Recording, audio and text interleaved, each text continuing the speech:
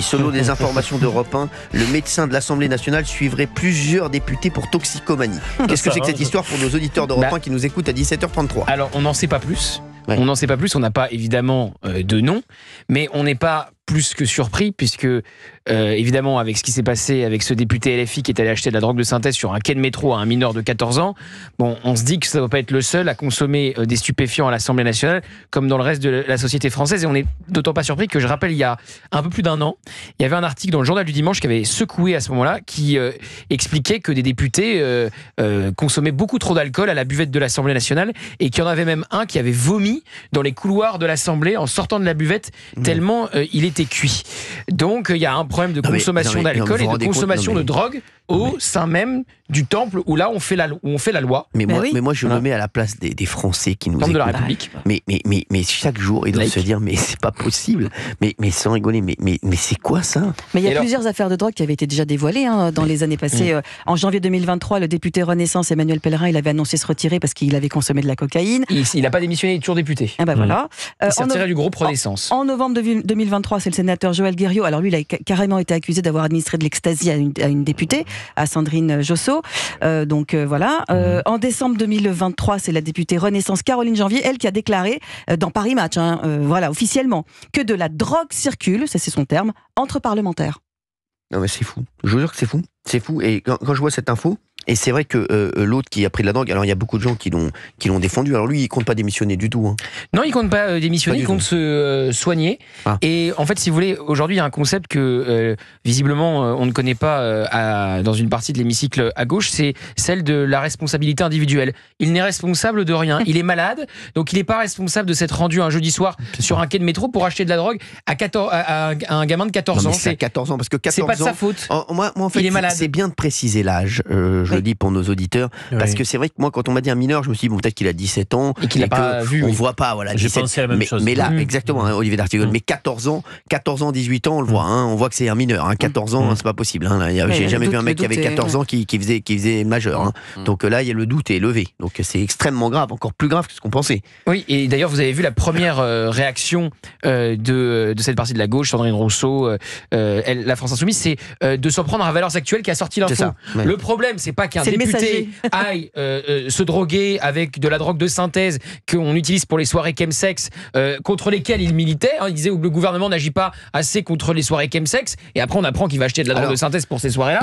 Il y a bien sûr le SMS de mon neveu. Non, c'est le problème, c'est Valeurs Actuelles. Le SMS de mon neveu qui nous écrit, bien sûr, qui nous écoute. Il est rémunéré, votre neveu, pour l'émission Non, mais je pense bientôt. Alors, il y a de la drogue au Sénat avec le sénateur qui avait drogué sa collègue. Là, on apprend qu'il y a de la drogue à l'Assemblée. Au final, on comprend mieux pourquoi la France est au ralenti.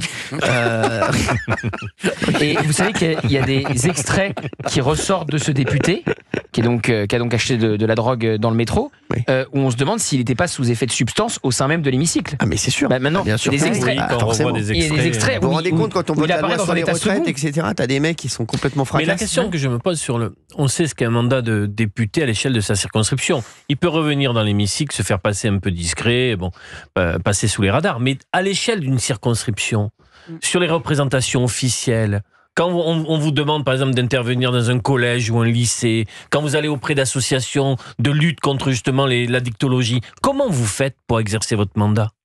C'est-à-dire, il est dans une situation impossible, infernale. Il est plus crédible. Il n'est plus crédible. Abel est avec nous de la Courneuve. Bonjour Abel.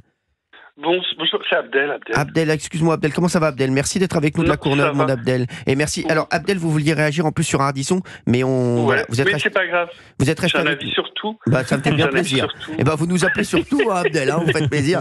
Non, c'est pas ça, c'est que j'ai un cerveau plein d'eau, donc forcément. J'adore Abdel, franchement, c'est exceptionnel.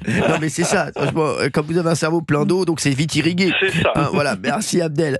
Abdel, dites-nous tout. Qu'est-ce que vous voulez nous dire déjà sur cette histoire de drogue ? Je crois que tout a été dit, mais ce que je trouve hallucinant, c'est qu'en fait, c'est ravageur, niveau exemplarité pour les citoyens. Moi, je suis du 93, c'est un truc de fou. Donc, en gros, les députés consomment de la drogue, c'est des toxicomanes, ok. Du coup, je me pose la question.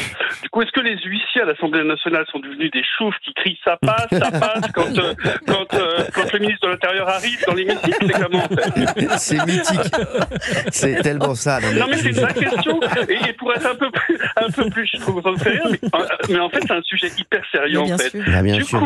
Du coup, je me disais, quand je voulais faire un parallèle avec la vie professionnelle, en fait. Que ce soit dans le privé ou dans le public, moi, je suis chef de service dans le public, je veux dire, mais avoir commettre un tel délit, mais on est mis à pied de suite, en fait, sur un truc pareil.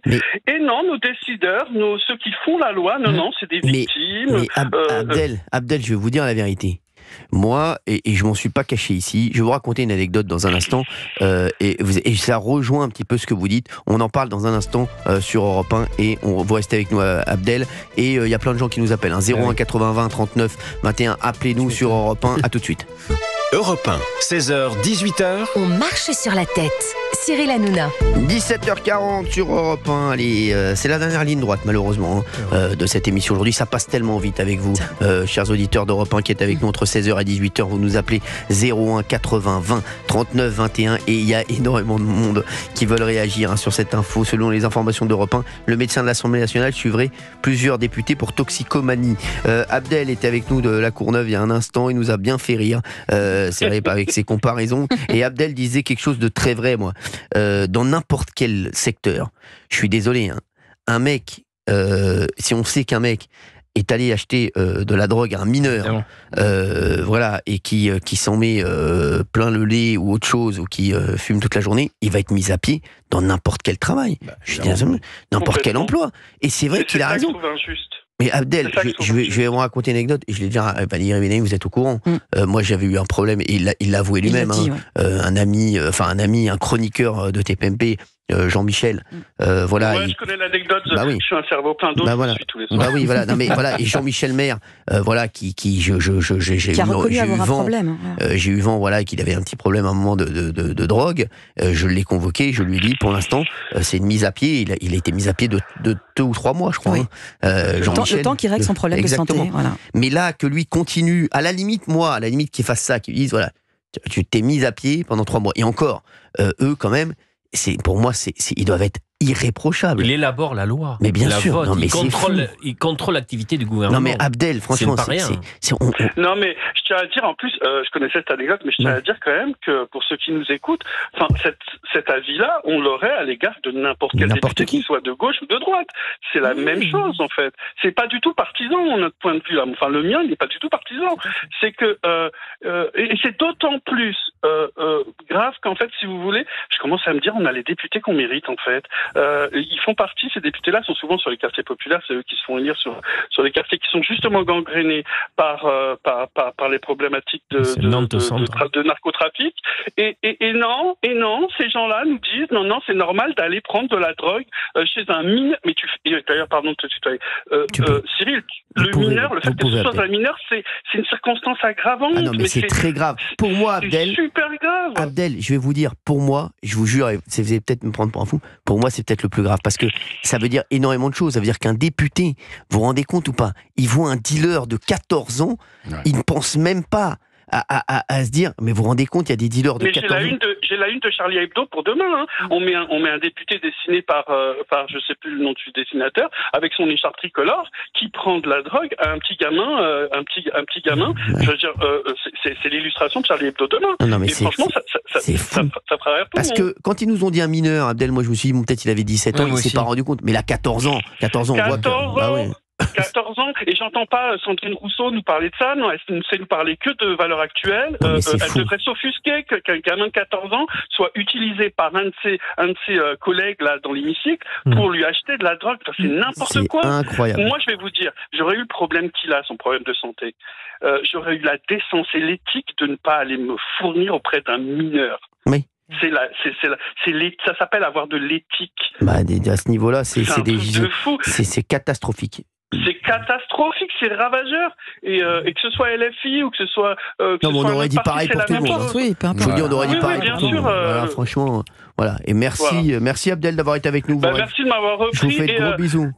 Merci à vous tous. Allez, à tout à l'heure. Bon, on se retrouve en télé tout à l'heure, et puis je vous fais des bisous. Et puis vous m'appelez quand vous... je suis sur C8 tout à l'heure. Allez, à tout à l'heure. Je vous embrasse, Abdel. Merci d'avoir été avec nous. On a Sylvain qui est avec nous sur Europe 1, qui nous appelle de Lyon. Sylvain, on a beaucoup d'auditeurs de Lyon. Merci Sylvain d'être avec nous. Merci beaucoup. Merci Cyril, merci de m'accueillir. Bonjour à toute votre équipe. Elle est folle, elle est folle cette histoire, Sylvain. 14 ans, elle avait le dealer. C'est totalement folle, et j'aurais tendance à dire, Cyril, il faudrait que ces gens-là, d'office, soient inéligibles. Oui. Voilà, tout de suite.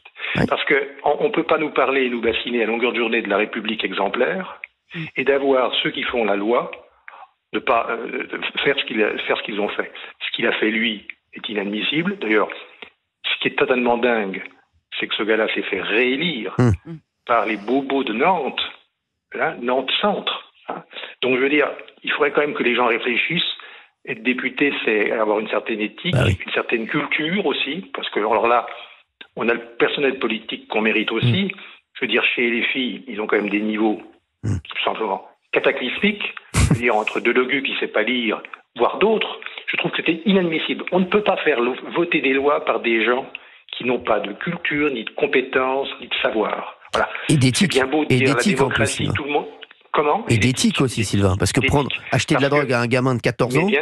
Mais bien sûr, avec l'argent de la République. Oui, c'est ça. Et j'aurais tendance à dire que ce gars-là, ça serait intéressant de savoir depuis quand il se drogue. Parce que, en gros, comme il s'est fait réélire, ça fait à peu près 7 ans qu'il est élu. Première élection. Donc très probablement, grâce à son indemnité de parlementaire, il se paye de la drogue depuis 7 ans. En plus, j'ai appris hier, de façon assez glauque, c'était des drogues pour le sexe. Oui. D'accord ? Donc en plus... Il y a un côté, toujours un peu pervers, machin, tout ça me dérange énormément. On me dérange énormément parce qu'on rentre dans la sphère privée, n'est-ce pas ? On rentre dans la sphère privée. Et je trouve ça très dérangeant. Moi, je vais vous dire, j'aurais tendance à dire, je dirais à Retailleau, tu sais, tu veux faire une république exemplaire, demain tu fais venir des mecs à l'entrée de l'Assemblée nationale et tu leur fais faire des tests salivaires à tout le monde. Mais vraiment, oui. Et tu dis, je vous propose que vous nous disiez si vous êtes ou pas drogué. Voilà, on va vous faire tester. Mais Sylvain, moi, ce qui me rend le plus fou, je vous dis la vérité, c'est que ce n'est pas notre monde, ça, je suis désolé. C'est pas le monde de la majorité des Français, c'est pas notre monde, ça, Sylvain, je suis désolé. C'est quoi, ça, normalement, les députés doivent représenter les Français. Comment vous voulez qu'un mec... Évidemment. Mais c'est ça, mais c'est... Évidemment. Et après, on se demande pourquoi ça se détache. Bien sûr. Parce qu'on se retrouve face à des gens qui sont d'abord pas compétents, qui comprennent pas ce qu'ils font, qui sont dans l'invective, et c'est malheureux de le dire, mais toute la partie gauche et les filles, quand même, à l'apogée quand même de tout ça. Et ça, c'est absolument dramatique pour le pays. Et ces gens-là, je les ai vus manœuvrer. Le problème est sorti. Tout le monde est sorti en meute pour dire attention, mes amis, vous inquiétez pas, en fait tout le monde se drogue. Donc c'est quelque chose d'assez banal. Et on banalise la chose au maximum. Mais est-ce qu'ils connaissent les Français, ces gens-là ? Moi, je vais vous dire, dans mon entourage, et je vous jure que c'est vrai, à part le chroniqueur là qui est mis à pied, je le jure, et Valérie Benaïm connaît bien, je connais pas. J'ai pas un pote qui se drogue, moi. Mais quand vous les entendez, et je pense que c'est la majorité des Français, alors il peut y avoir des ados qui partent en cacahuètes, etc. Voilà ça, et il faut les remettre sur le droit chemin. Mais moi c'est pas mon quotidien, ça, Sylvain, c'est pas le quotidien des Français. Quand on les écoute, c'est pas le quotidien des Français quand on les écoute, c'est une banalité sans nom. Mais non. Et c'est donné à tout le monde. Oui, mais non. Moi, j'ignore totalement le prix de ce type de drogue. Oui, mais moi je savais même pas. C'est intéressant qu'on nous sorte un petit peu le prix pour se rendre compte un peu de l'ampleur du sujet. Il a bien raison. D'accord. Parce que là, on est totalement là. Et je trouve totalement dingue qu'à un moment donné, on est en train de lancer à tout le monde. Alors, je parle même pas du médecin, du médecin de l'Assemblée nationale qui lui se contrefout du secret médical puisqu'il en remet une louche en disant mon pauvre ami, il y en a aussi. Donc quelque part on nous dit mon pauvre ami, c'est comme ça. Mais moi Sylvain... je pense que la République exemplaire, c'est faut foutre un coup de pied dans la fourmilière et il faut obliger tous les parlementaires à faire un test volontaire pour s'assurer que Mais Sylvain, vous verrez que par la pression populaire on arrivera à faire bouger peut-être. Je suis d'accord. Mais Sylvain, est-ce que vous connaissiez le chemsex ou? Moi je connais pas. Tout le monde a découvert ça au moment de la Palmade. Moi j'en ai entendu vaguement parler avec Palmade. Moi aussi. Voilà. Mais voilà. bon, mais je veux dire, quand vous tombez là-dedans, c'est que ça vous montre déjà un petit peu déjà. Bah bien sûr, bah oui. Quelque part, vous avez un problème. Mais Sylvain, au cerveau, et c'est ces mecs-là qui vont nous rédiger les lois. Exactement. C'est ces mecs-là qui vont prendre la parole. Vous vous rendez compte ? Ça leur montre la déconnexion qu'ils ont avec les Français. Parce que la majorité des Français, ils font pas de chemsex, ils vont pas acheter de la drogue à des gamins de 14 ans. Donc pour vous dire, ils sont. Et quand l'autre. Et c'est vrai que c'est le pire, il a eu raison Sylvain de le dire ça, parce que j'avais oublié. Quand Sandrine Rousseau dit tout le monde prend de la drogue. Non mais comment on peut dire ça ? Non mais franchement, tout le monde le fait. Non mais c'est des. Non mais c'est pas. Mais ils connaissent pas. Ils parlent aux Français. Ça n'est pas le cas. Si je prends par exemple le cannabis, il y a à peu près 10% de la population française qui ont consommé du cannabis sur la dernière année. Oui, mais ouais.